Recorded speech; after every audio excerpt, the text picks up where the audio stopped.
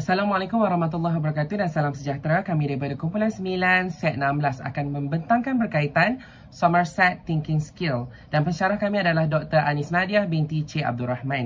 Dan ini adalah ahli kumpulan kami iaitu terdiri daripada saya sendiri Muhammad Syukri Basari, seterusnya Amirul Mukminin, Norani Syahira, Nurin Farhasha Imanina dan juga Nurul Atira. Ini adalah antara isi kandungan pembentangan kami iaitu di mana 1.0 iaitu mengenai pengenalan, seterusnya 5 komponen Somerset Thinking Skill, 7 modul STS, aplikasi dalam pengajaran dan pembelajaran, kelebihan dan cabaran dan yang terakhir sekali adalah kesimpulan. Bergerak kepada pengenalan STS. Jadi STS ini telah diasaskan pada tahun 1988 lah oleh tokoh Nigel Black iaitu tokoh psikologi pendidikan. Dan kenapa namanya STS iaitu Somerset Thinking Skill? Sebab dia lahir di bandar Somerset, England. Kalau kamu nampak background kepada pembentangan ini adalah bandar kecil lah, iaitu bandar kecil di England di mana Nigel Black dan juga bersama konsul dia macam satu pejabat daerah pendidikan. Mereka membuat kajian sebab mereka lihat pada tahun 1988 ni anak-anak di Somerset ni pelajar-pelajar sangatlah lemah dalam pemikiran kreatif dan juga kreatif, iaitu kebat lah. Jadi Somerset Thinking Skill ni pada asasnya adalah nak memperkukuhkan kemahiran berfikiran aras tinggi iaitu kebat dalam kalangan pelajar lah melalui 5 komponen utama dan juga 7 modul yang merangkumi pelbagai subjek ataupun EMK iaitu elemen merentas co-curriculum. Namun yang menariknya di sini rakan-rakan sekalian, sebenarnya kalau kita lihat STS ataupun Somerset Thinking Skill ni diasaskan pada tahun 1988. Tapi tokoh Islam telah asaskan lebih awal lagi iaitu pada abad ke-11 dan juga pada abad ke-13 hingga ke-14, iaitu di antaranya adalah Imam Al-Ghazali rahimahullah ta'ala dan juga Ibn Khaldun, di mana mereka juga menekankan konsep wahyu dan juga penekanan kepada pemikiran kreatif dan juga kreatif yang mampu melahirkan banyak fatwa dan juga tokoh-tokoh fiqh yang terkenal. Jadi kita dapat lihat persamaan di antara STS dan juga modul pemikiran yang diperkenalkan oleh tokoh-tokoh Islam antaranya Imam Al-Ghazali dan juga Imam Ibn Khaldun, iaitu berkaitan dengan penekanan akal, logik, penilaian, penyelesaian masalah dan juga komunikasi berkesan yang mana terdapat dalam 5 komponen STS itu sendiri. Dan STS ini juga turut dikembangkan daripada asas teori barat iaitu daripada Jean Piaget, daripada teori konstruktivisme, seterusnya daripada Flavel dan akhir sekali daripada Bloom yang kita selalu dengarlah taksonomi Bloom. Jadi itu saja bahagian pengenalan. Saya akan seterusnya serahkan kepada pembentang berikutnya. Terima kasih. Assalamualaikum warahmatullahi wabarakatuh. Baiklah, saya akan memperkenalkan 5 komponen Somerset Thinking Skill yang terdiri daripada pemprosesan maklumat, penyelidikan dan pertanyaan, penakbulan, pemikiran kreatif dan penilaian. Yang pertama, pemprosesan maklumat merujuk kepada keupayaan pelajar menerima, mentafsir dan menyusun maklumat secara berkesan.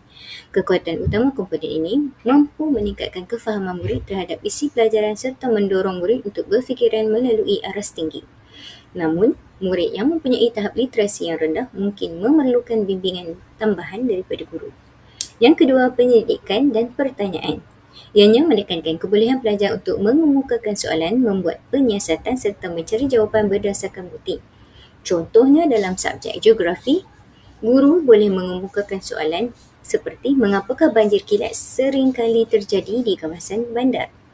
Murid seterusnya boleh mencari maklumat melalui pelbagai sumber serta membentangkan dapatan secara berkumpulan. Melalui aktiviti ini, murid dilatih untuk bertanya, menyiasat, mengumpulkan bukti dan membuat kesimpulan secara sistematik.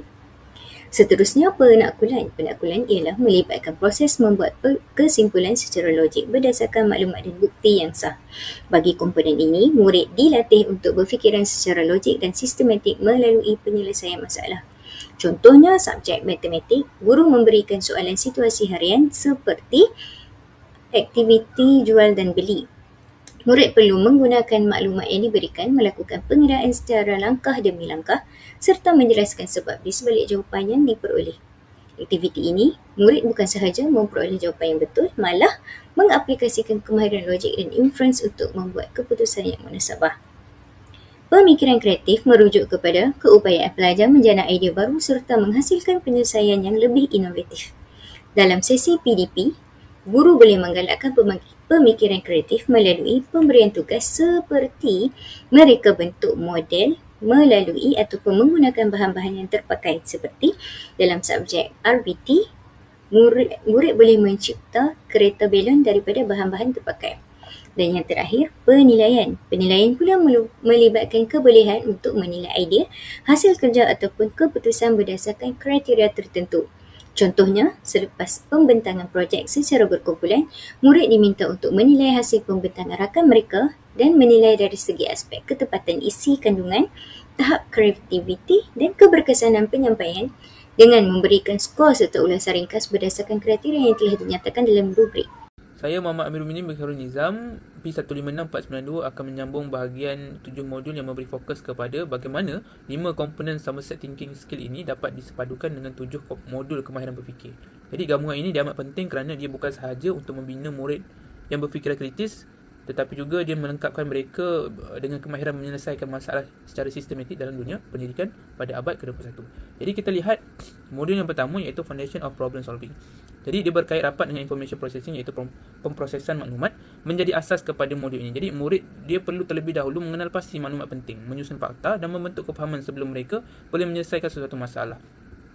Seperti dalam contoh, dalam mata pelajaran sains, murid diminta untuk meneliti maklumat tentang sumber tenaga dan menyusunnya dalam bentuk peti minda. Jadi dengan cara ini, mereka dapat melihat hubungan antara konsep dan seterusnya merancang strategi penyelesaian masalah. Jadi hubungan antara dua ini adalah tanpa pemprosesan maklumat yang baik, murid akan menjadi sukar membina asas yang kukuh sebelum dia nak merancang untuk problem solving itu.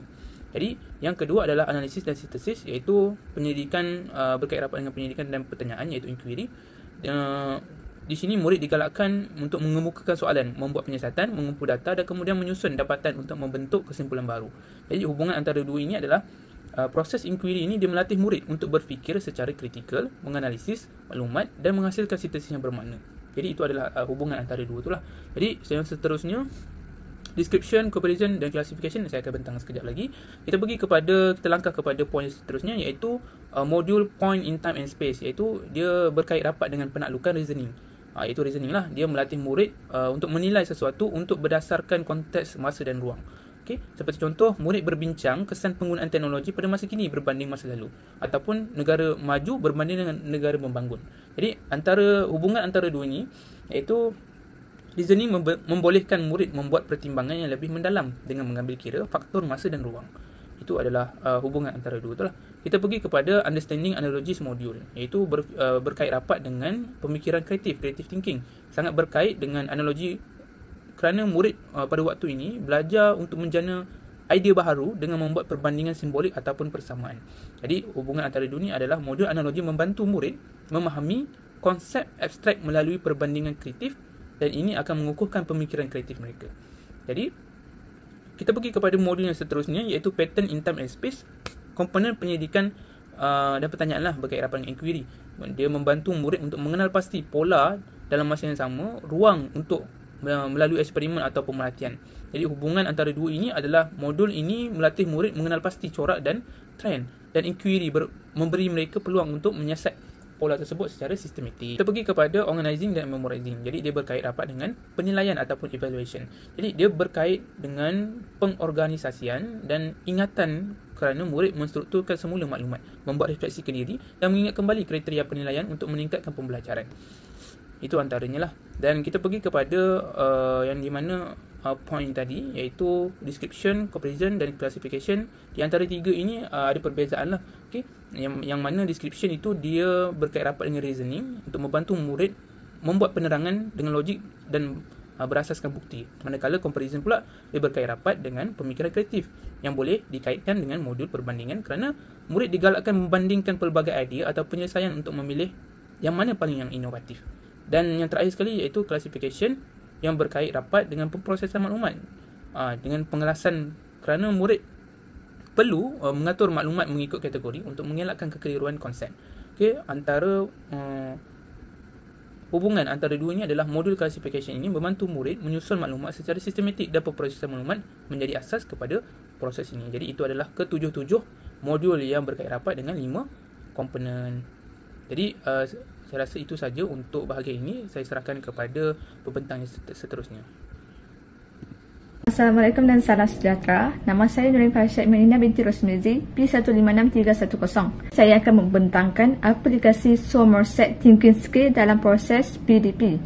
Somerset Thinking Skill merupakan satu pendekatan pengajaran abad ke-21 yang membantu pelajar berfikir secara lebih teratur, kritis dan analitikal.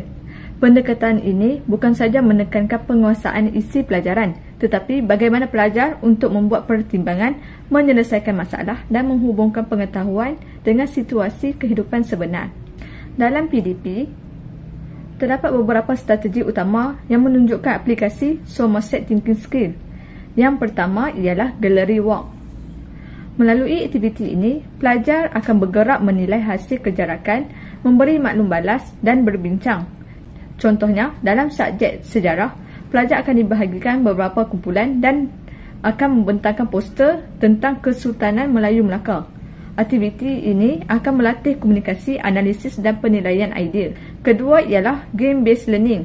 Dalam subjek Bahasa Melayu, contohnya Bingo Tata Bahasa untuk topik kata ganda separa.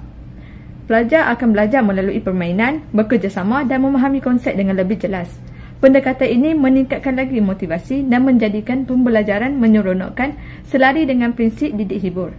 Yang ketiga ialah strategi Rally Robin dan Round Table dalam subjek matematik. Pelajar akan berkongsi jawapan secara bergilir, mendengar idea rakan dan membandingkan cara penyelesaian. Pendekatan ini memperkukuh pemahaman konsep, meningkatkan keyakinan diri dan menggalakkan pemikiran aras tinggi. Keempat ialah strategi IC, IT, I Wonder. Kaedah ini membantu pelajar memerhati, mentafsir dan bertanya soalan secara mendalam. Contohnya, dalam subjek sejarah, pelajar akan bertanya, apa yang akan berlaku jika Melaka tidak jatuh kepada Portugis? Soalan seperti ini menunjukkan pemikiran kritis dan kematangan dalam membuat pertanyaan. Secara keseluruhannya, Somerset Thinking Skill ini berjaya meningkatkan minat, pelibatan aktif dan kemahiran komunikasi pelajar. Guru juga dapat menilai keberkesanan PDP melalui refleksi dan menyesuaikan pengajaran mengikut tahap pelajar. Sekian, terima kasih. Assalamualaikum warahmatullahi wabarakatuh dan salam sejahtera. Seterusnya saya akan sambung pembentangan dengan membentangkan tentang kelebihan dan cabaran Somerset Thinking Skill. Kelebihan yang pertama ialah untuk melatih pelajar menjadi individu yang mampu mengurus cara berfikir sendiri. Somerset Thinking Skill juga penting, iaitu kebolehan mereka untuk berfikir tentang cara mereka untuk berfikir. Selain itu, untuk melihat tahap kefahaman mereka dan menilai keberkesanan dengan kaedah yang digunakan. Kelebihan yang kedua ialah untuk membantu pelajar dalam melakukan refleksi terhadap proses pembelajaran. Pelajar boleh menilai sama ada mereka telah menyampaikan isi dengan jelas atau masih perlu memperbaiki gaya komunikasi mereka. Dan yang ketiga adalah digunakan oleh pelajar dengan pelbagai tahap kebolehan, terutamanya pelajar berkeperluan khas. Model ini disesuaikan mengikut keperluan individu. Sebagai contoh, individu yang berkeperluan khas mungkin memerlukan visual untuk memahami dengan lebih mendalam dalam subjek sains, manakala pelajar biasa hanya perlu membuat perbincangan secara kumpulan saja untuk memahami topik sains itu. Seterusnya ialah cabaran. Cabaran pertama yang dapat dilihat dalam modul ini ialah guru memerlukan latihan insentif yang lebih mendalam tentang struktur modul ini. Guru juga perlu diberi pendedahan secara mendalam untuk memahami. Yang kedua adalah masa pengajaran yang terhad. Modul ini memerlukan masa yang lebih panjang kerana pelajar perlu diberi peluang untuk berfikir secara mendalam, berbincang dan membuat refleksi. Kekangan masa ini menjadikan modul Somerset Thinking Skill ini tidak dapat disampaikan dengan berkesan. Dan yang terakhir ialah penyesuaian kurikulum kebangsaan. Modul ini tidak dapat disesuaikan menjadikan guru mungkin menghadapi kesukaran untuk menilai pencapaian pelajar mengikut standard kebangsaan, sekaligus dapat menjejaskan keberkesanaan dalam pelaksanaan. Baiklah, kembali lagi bersama saya. Kita bergerak kepada kesimpulan. Kesimpulannya kita dapat lihat, walaupun STS ni diperkenalkan pada 1988, namun khususnya umat Islam sendiri patut berbanggalah sebab konsep pada STS ni sudah lama wujud dan diperkenalkan oleh tokoh-tokoh Islam pada abad ke-11, 12 dan juga ke-14, iaitu di antaranya adalah Imam Al-Ghazali dan juga tokoh Ibn Khaldun. Itu satu side lah cerita. Dan secara rumusannya ialah Somerset Thinking Skill STS ini adalah satu pendekatan pedagogi yang berasaskan 5 komponen utama dan juga 7 modul untuk melatih murid ini berfikir secara sistematik, kritis, kreatif dan juga reflektif, iaitu mampu memberikan maklum balas balik. Dan ia telah diaplikasikan melalui pelbagai strategi interaktif dalam dunia pendidikan, di antaranya gallery work, game based learning yang mungkin kita tak sedar sebenarnya menggunakan konsep STS, serta terbukti mampu meningkatkan motivasi pelajar, kefahaman yang mendalam dan sesuai dengan pelbagai tahap kebolehan pelajar itu sendirilah. Dan tidak dinafikan STS ini nak mengaplikasikannya daripada sudut guru dan juga pelajar pasti berdepan dengan banyak masalah, khususnya kekangan masa. Namun STS ini tetap dianggap relevan dalam melahirkan murid abad ke-21 yang berdaya saing dan mampu menyelesaikan masalah secara berkesan. Itu saja daripada kumpulan 9. Terima kasih.